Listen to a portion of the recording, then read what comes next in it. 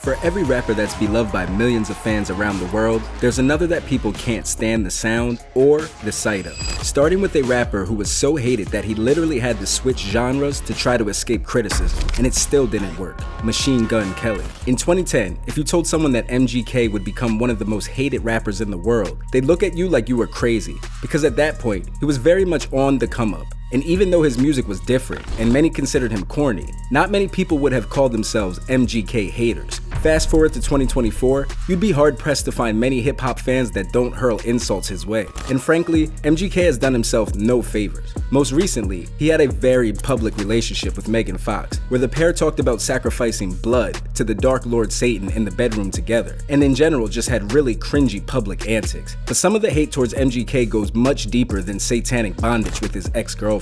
It's also beyond mediocre music and just being annoying. MGK has a history of sexualizing underage girls. Like back in 2010, when he was 19 years old, he tweeted, "I wish 13/14/15-year-old girls weren't allowed to be so hot, so I wouldn't feel like such a creeper when I look at them. I'm still 19. Hashtag, I'm just saying." But that's not all. His overarching R. Kelly-ness reached far beyond a creepy tweet, because he was also very public about his feelings towards Kendall Jenner a few years later when he was 23 and she was still very much a minor. I don't care what my first celebrity crush was, because right now it's Kendall Jenner. And I'm 23, bro. She's 17 and she's like a celebrity. Like, there is no limits right there. However, the worst case of his creepiness was when he went after the daughter of a hip-hop legend from 8 Mile. That's right, Eminem.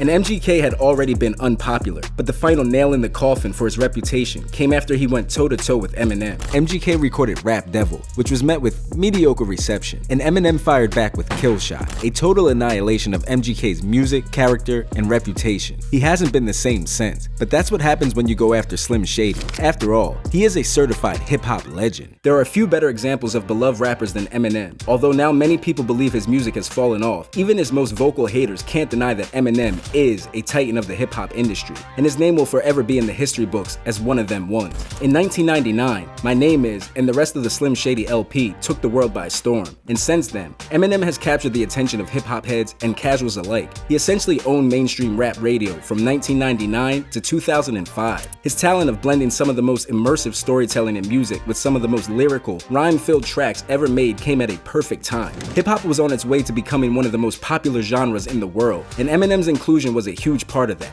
The authenticity in some of his most popular tracks like Mockingbird, Without Me, and When I'm Gone shine through. I mean, good luck finding a person that doesn't understand that Slim Shady would kill an army of men if it meant protecting Haley. His unchallenged authenticity, pure talent, and the way he's navigated the landscape of the hip-hop world have earned him the respect of his peers, which is especially impressive because when M first started, he was very much one of the first white rappers to flourish in an otherwise black-dominated genre. And he did it in such a way that he respected the culture, he respected the tradition, and tried to integrate with it rather than change it. 50 said it best. Hip-hop is black music, without question. And unfortunately for some people, it's tough to accept that you got a white artist that does it better than black artists. It is what it is.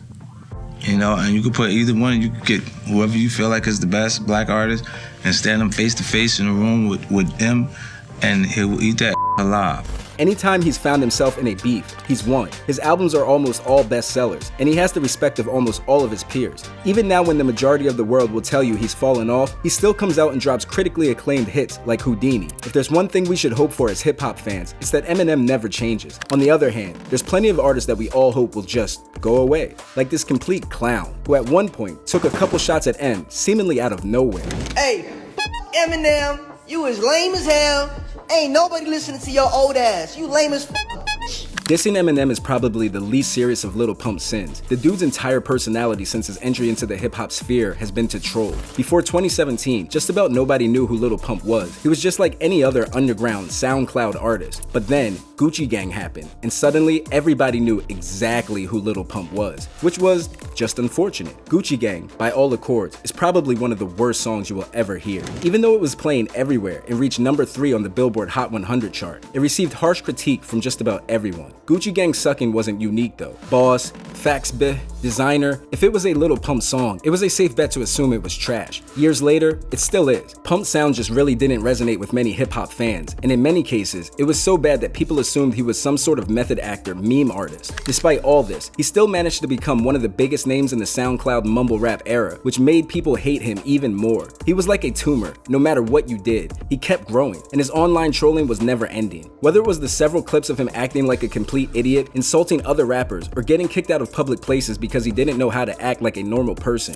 fans quickly grew tired of Pump. His antics brought him loads of social media views. You could even say that clout, not money, became his currency. Because despite everyone knowing who he is, his albums sell poorly, and in 2023, he was $1.3 million in debt with the IRS. Pump will continue to be Pump. He will continue to try to maintain his fame by being a social media clown, not a rapper. But while he does that, 21 Savage will continue to be one of the most beloved rappers to break out into the mainstream in the last 20 years. Because 21 Savage has been nothing but dominant since 2016 when Red Ops exploded. The song kinda came out of nowhere, but like many other beloved rappers, if there's one word that could be used to describe 21 Savage, it's authentic. Although he was born in London, which in retrospect turned out to be pretty hilarious, 21 grew up in one of the toughest parts of Atlanta, and that background shined through in his sound and how he carried himself when he entered the rap game. His career didn't come without its struggles though. 21 came up at the peak of the SoundCloud era of hip-hop, the time when liking the most popular artist around wasn't cool, and everyone who was new got thrown into the same mumble rapper hat. Luckily for 21, he continued to grind. He kept producing good music, and eventually, people outside of his core fan base realized he was the real deal. Since then, he's been a mainstay in the culture, and he's one of the few hip-hop artists that still hold a place in the global mainstream after releasing the all-timer of a hit, Rockstar with Post Malone, and later featuring on huge tracks like Jimmy Cooks with Drake and The Lot with J. Cole. Unlike many other rappers, 21 has also done a pretty good job at avoiding drama. He's had a few cases like when fans attacked him for trying to scam Aiden Ross in a card game, but other than minor stuff, he's been pretty drama-free. I mean, during the 2024 rap civil war, everyone was expecting him to pick a side, but instead, he just decided to, well, go to Disneyland. Even though he's always been about that life, all in all, 21 comes off as one of the most genuine and friendly artists in hip-hop, which is interesting because this next rapper is the yin to 21 Savage's yang. He pretended to be a gangster. He pretended to be about that life, and in the end, 6ix9ine exposed himself for being a complete fraud. Because now, he's one of the most well-known snitches in hip-hop, and that's far from the only reason 6ix9ine is one of the most hated artists, not just rappers, alive. 6ix9ine's career took off with Gummo. One of his most successful songs ever blew up online. The video for the song quickly became popular because of how unique it was. You had a dude with rainbow hair throwing gang signs, seemingly surrounded by Bloods. Within a few months of it going viral, it had already collected millions of views, and 6ix9ine was well on his way to becoming one of the most popular rappers alive. And by popular, I mean popular, not liked. From the very beginning, 6ix9ine rubbed a lot of people the wrong way. Like many other rappers from his era, he was a troll. He constantly talked crap online and managed to land himself in plenty of beefs, most notably one that turned violent with Chief Keef. Chief Keef, Lil Reese, all them niggas. But that's just the beginning, because beyond the beefs and the trolling, 6 also had skeletons in his closet. It didn't take long for people to do some digging into his past after his blow-up, and the things they found were just disgusting. In 2015, he pleaded guilty to 3 counts of use of a child in a sexual performance. Without going into vivid detail, 6 and one other man took advantage of a 13-year-old girl, and the entire time, 6 recorded it, and then used the footage in a music video. As any reasonable person could imagine, this rubbed a lot of people the wrong way. But somehow, 6 still managed to keep a hold of the spotlight for years before he mostly fell out of relevancy, all by releasing music people didn't like very much, and pulling off stupid stunts, like sprinting down his driveway with an AK-47 online. But 6's ultimate downfall came after his notorious snitching situation. Long story short, even though he isn't and never was a real gangster himself, 6 definitely hung out with real gangsters to make his image seem more legit to others inside the culture. That association led to him getting brought down in the notorious trial of the 9 Trey gangsters, a RICO case where he and the group he was involved with, the 9 Trey Bloods, were brought in for loads of felony charges like weapons possession, racketeering,